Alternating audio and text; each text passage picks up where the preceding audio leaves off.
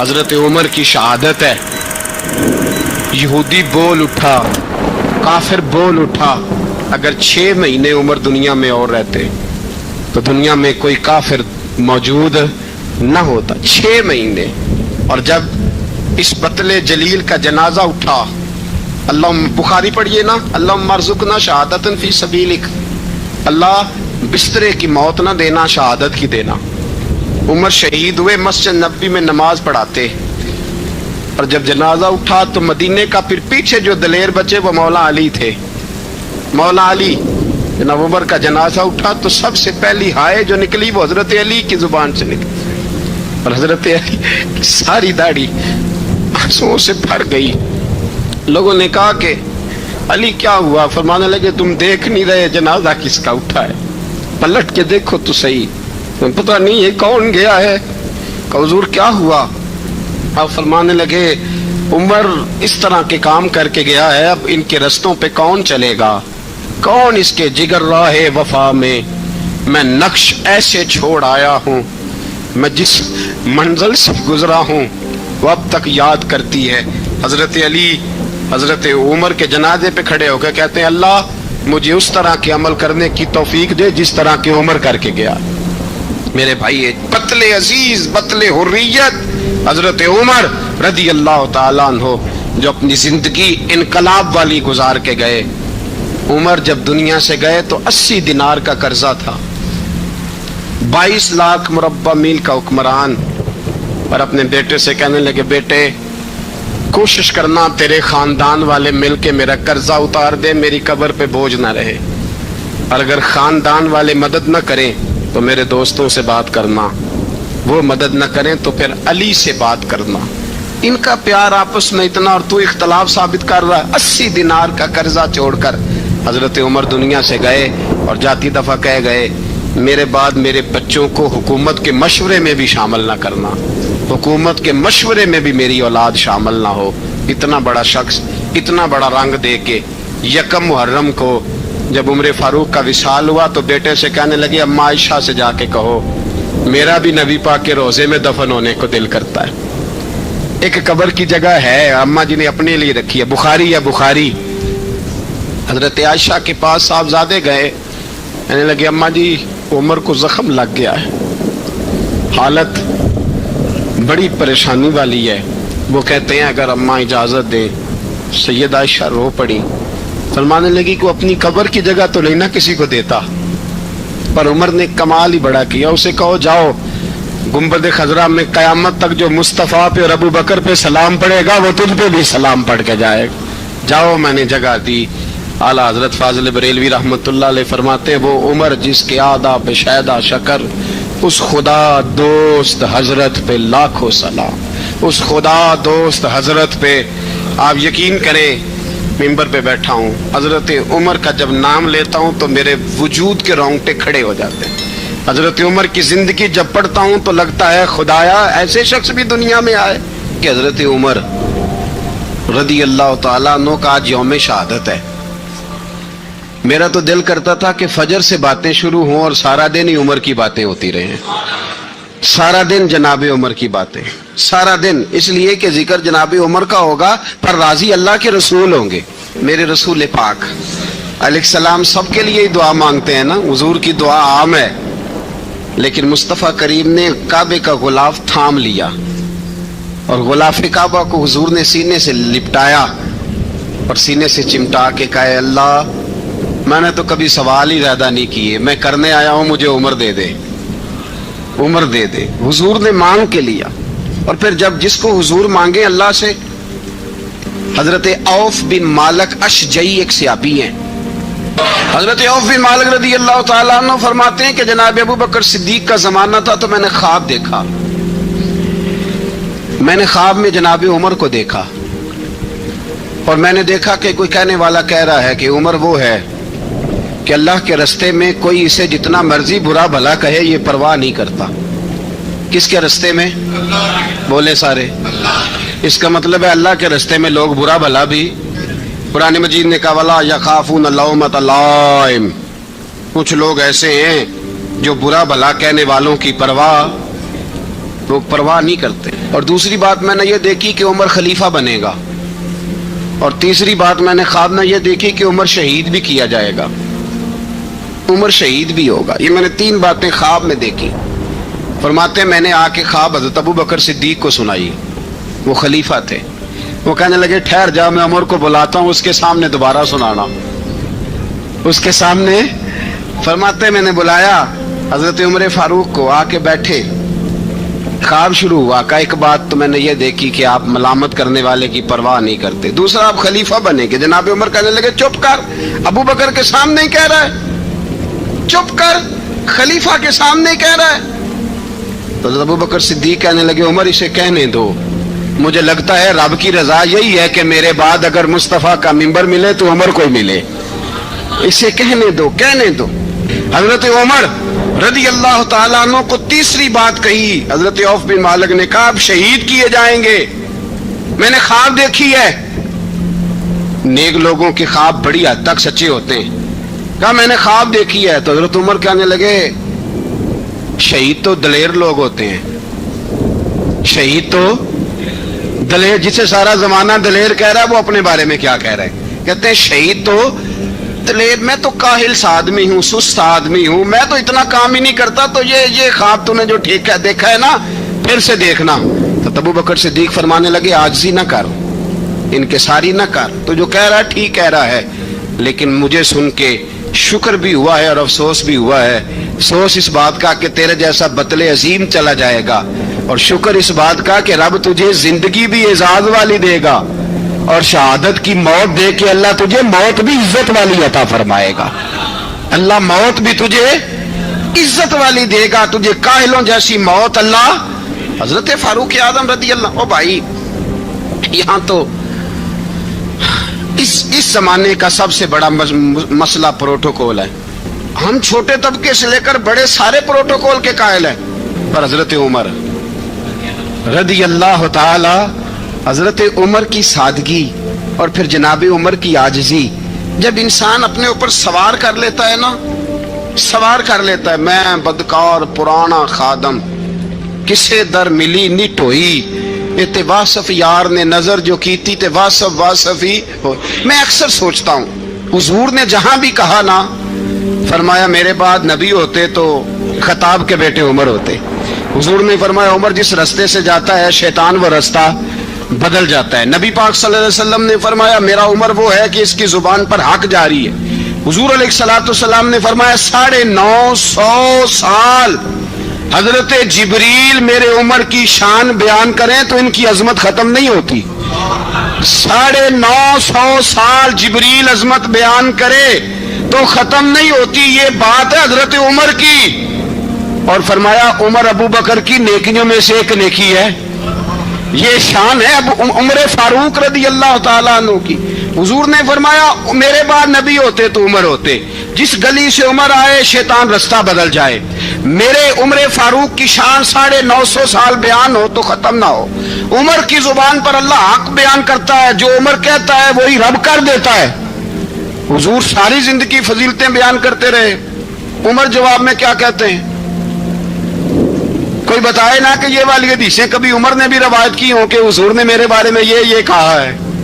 یہ روایتیں وہ روایت نہیں کرتے، ان سے جب لوگ کہتے عمر تیری بڑی بات ہے تو عمر رو پڑتے، کہتے میں تو اونٹ چرانے والے باپ کا بیٹا ہوں، میں تو اونٹ چرانے والے باپ کا بیٹا، اونٹ چرا۔ اس سے آگے عمر گئے ہی نہیں ساری زندگی، اس سے آگے لفظ ہی نہیں ادا کی۔ اور میں تو بھائی اونٹ چرانے والا، میرا باپ تو اونٹ چرایا کرتا تھا، 10 اونٹ تھے، میری ڈیوٹی ہوتی تھی، سنبھالے نہیں جاتے تھے، ابا ڈنڈوں سے مارتا تھا۔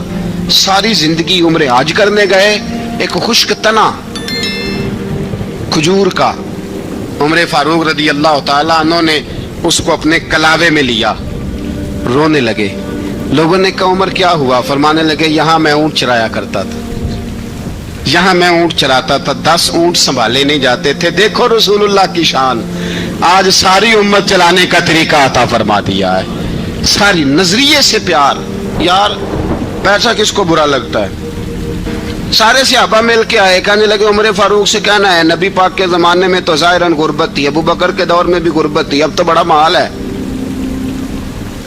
عمر سے سفارش کرو کہ عمر نیا کرتا پہنا کرے. ملکوں کے سفیر آتے, عمر وہی پھٹی پرانی چادر اوڑھ کے اور وہی کئی جگہ پہ پیوند لگے سوٹ پہن کے سفیروں کے سامنے بیٹھ جاتا ہے.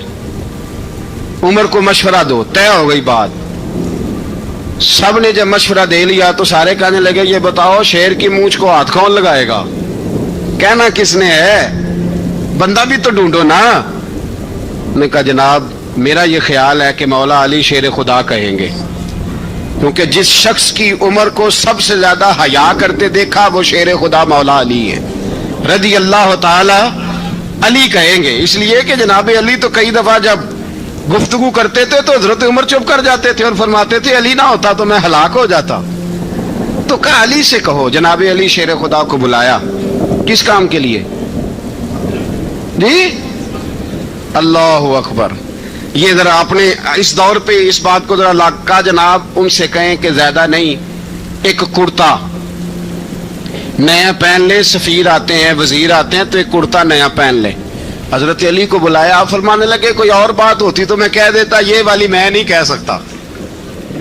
کوئی اور ہوتی تو میں عمر کو کئی دفعہ کہہ دیتا ہوں, جلال میں بھی تو سن, یہ والی میں نہیں کہہ سکتا.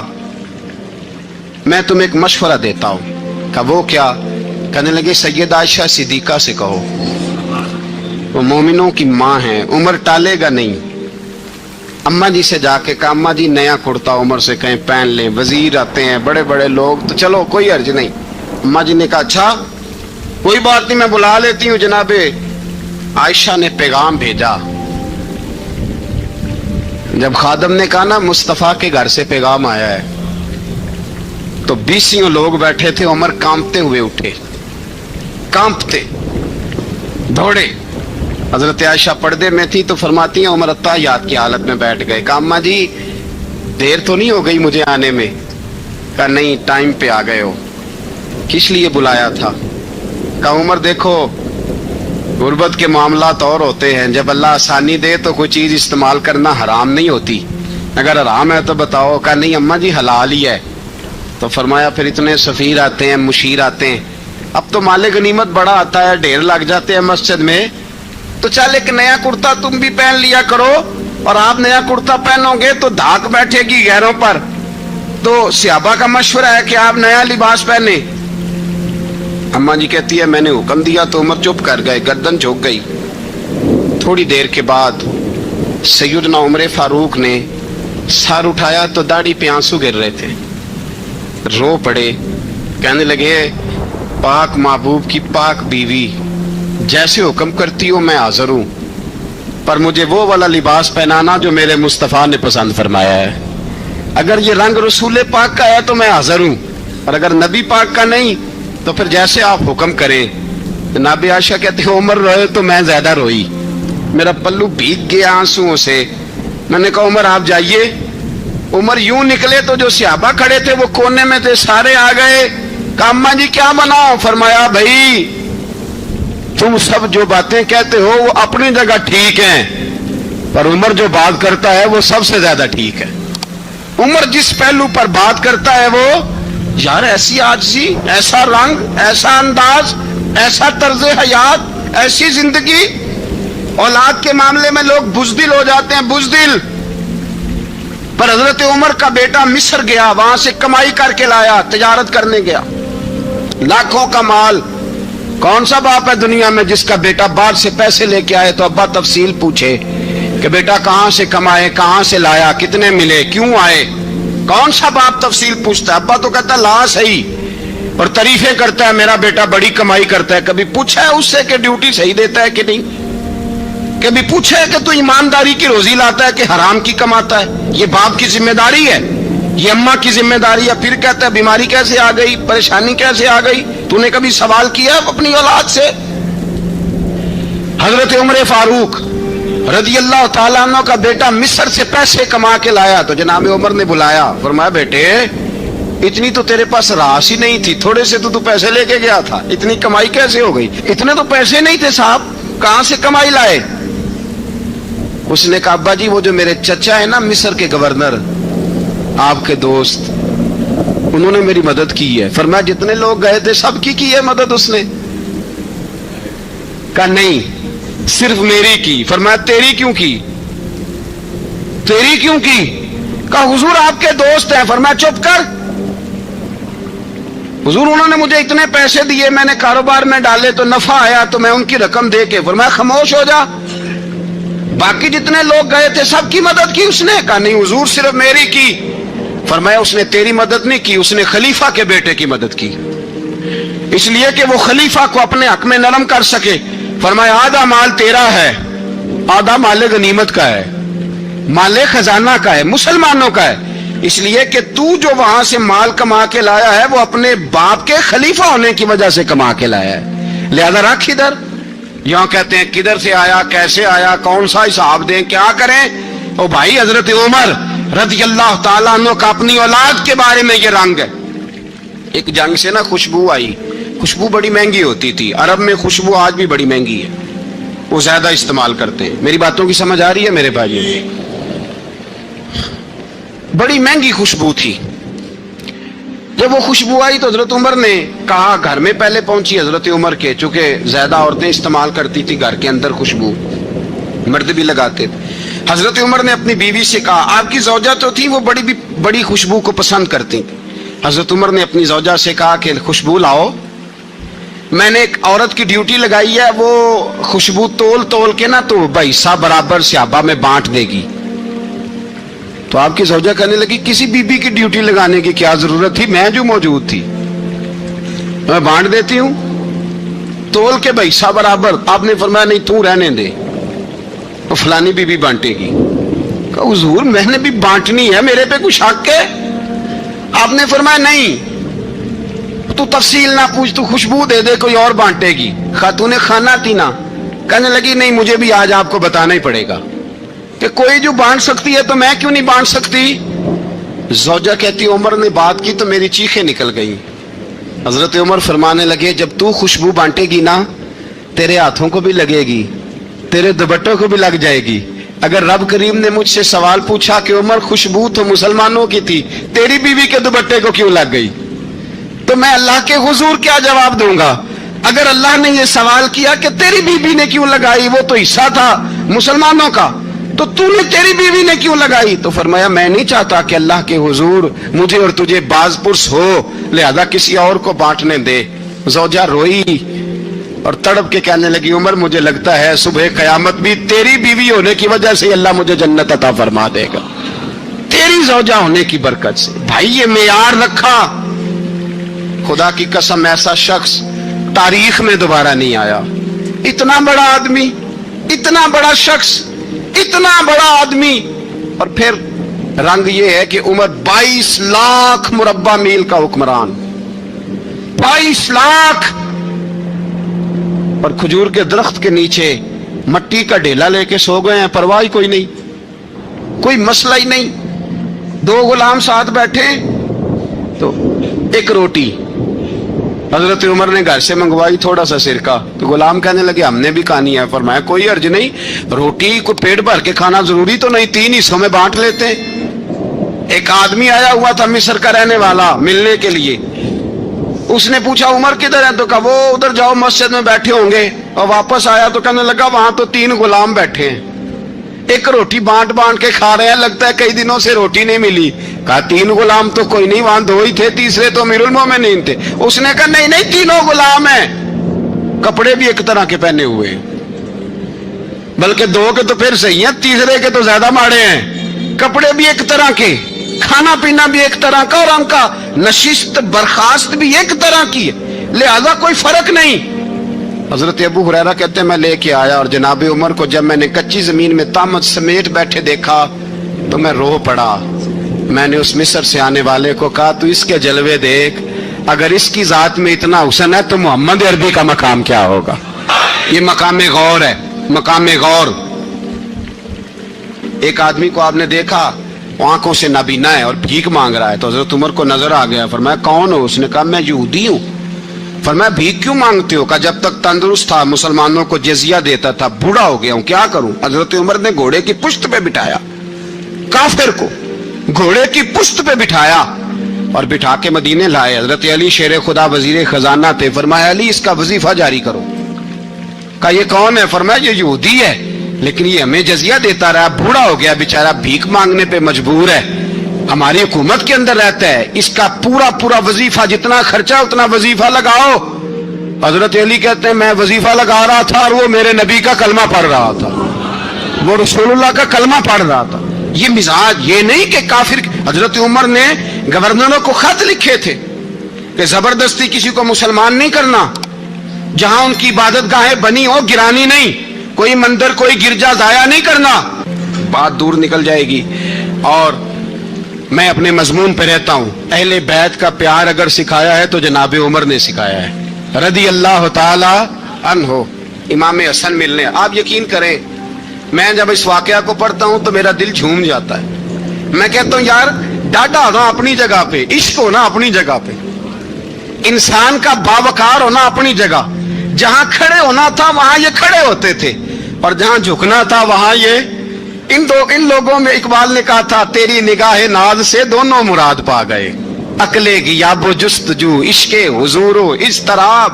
جہاں اگر آیا ہے سامنے کیسر و کسرا تو عمر جیسا دلیر کوئی نہیں، اگر سامنے آیا ایران کا بادشاہ تو عمر جیسا تگڑا کوئی نہیں، اگر آیا ہے سامنے غسان کا بادشاہ تو عمر جیسا عادل کوئی نہیں۔ لیکن اگر علی کا بیٹا آیا ہے، اگر فاطمہ کے لال پارے آئے ہیں، تو پھر فاروق اعظم سے جیسا محب کوئی نہیں، پھر ان سے جیسا پیار کرنے والا کوئی نہیں۔ اندر بیٹھے ہیں جناب عمر، اندر تنہائی میں کچھ وزیروں سے گفتگو ہو رہی ہے، میٹنگیں جاری ہیں۔ آپ کے بیٹے ملنے آئے جناب عبداللہ ابن عمر، ابا جی ملنے آئے، بات ٹھہرو بات کر رہا ہوں، کوئی نہ اندر آئے۔ صاحبزادہ باہر کھڑا ہے، تھوڑی دیر گزری تو امام حسن بھی آ گئے۔ کون آئے؟ آپ کو جو ملے گا امام صاحب کا نام لینے سے، وہ سردار ہیں جنتیوں۔ کون آئے؟ سارے بولیے امام حسن، تیری نسل پاک میں ہے بچہ بچہ نور کا، تو ہے نے نور تیرا سب کرانا۔ امام حسن آئے تو حضرت عبداللہ ابن عمر کو دروازے پہ کھڑے دیکھا، کہا امیر المومنین کہاں ہیں؟ کہنے لگے حضرت عمر کے بیٹے۔ کہنے لگے وہ اندر بیٹھے، کچھ میٹنگ ہو رہی ہے اور انہوں نے کہا کوئی اندر نہ آئے، لیکن آپ جانا چاہیں تو چلے جائیں، آپ جانا چاہیں تو، تیری نسل پاک میں ہے بچہ بچہ نور، آپ جانا چاہیں تو چلے جائیں۔ تو انہوں نے کہا جب آپ باہر کھڑے ہیں تو مجھے کوئی اتنا ضروری کام نہیں، اور ابھی زور کی نماز تھوڑی دیر میں ہوگی، میں مسجد میں مل لوں گا امیر المومنین سے۔ یہ بات کہہ کے امام حسن چلے گئے۔ یار اتنی بڑی بات نہیں تھی، اتنی بڑی بات نہیں تھی۔ وہ میرے استادوں کا بیٹا بھی آئے تو کہا ٹھیک ہے جی وہ سوئے ہوئے ہیں، کوئی غرض نہیں یار میں ٹھہر کے آ جاؤں گا، کوئی بڑی بات نہیں تھی، دیکھا جائے تو بڑی بات نہیں تھی، پر بات بہت بڑی تھی، اس لیے کہ یہ خالی حسن نہیں، یہ حسن ابن علی ہے، یہ حضرت فاطمہ کے لخت جگر۔ حضرت عمر باہر نکلے، عبداللہ ابن عمر سے پوچھا کوئی آیا تو نہیں؟ تو کہا حضور امام حسن آئے تھے۔ تو کہا پھر شہزادے کو اندر کیوں نہیں بھیجا؟ کہا میں نے کہا تھا۔ وہ کہنے لگے اگر امیر المومنین مصروف ہیں تو میں ظہر میں مل لوں گا۔ حضرت عمر رونے لگے، فرمایا بیٹے تو نے اچھا نہیں کیا۔ پھر مسجد نہیں گئے، سیدھے امام حسن کے دروازے دستک دی، امام حسن باہر آئے، کہا شہزادے آئے تھے تو ملے کیوں نہیں؟ تو امام حسن کہنے لگے حضور آپ کا اپنا بیٹا دروازے پہ کھڑا تھا، آپ کا اپنا بیٹا دروازے پہ کھڑا تھا، وہ منع بھی کیا تھا آپ نے تو میں زور میں مل لیتا۔ حضرت امام حسن فرماتے جوش جذبات میں جناب عمر نے سر سے پگڑی اتار دی، جوش جذبات میں کہنے لگے حسن میرے بیٹے کا اور آپ کا کیا مقابلہ؟ کیا اس کی ماں کا نام فاطمہ الزہرا ہے؟ کیا اس کی نانی کا نام خدیجۃ الکبریٰ ہے؟ کیا اس کے نانے کا نام محمد مصطفیٰ ہے؟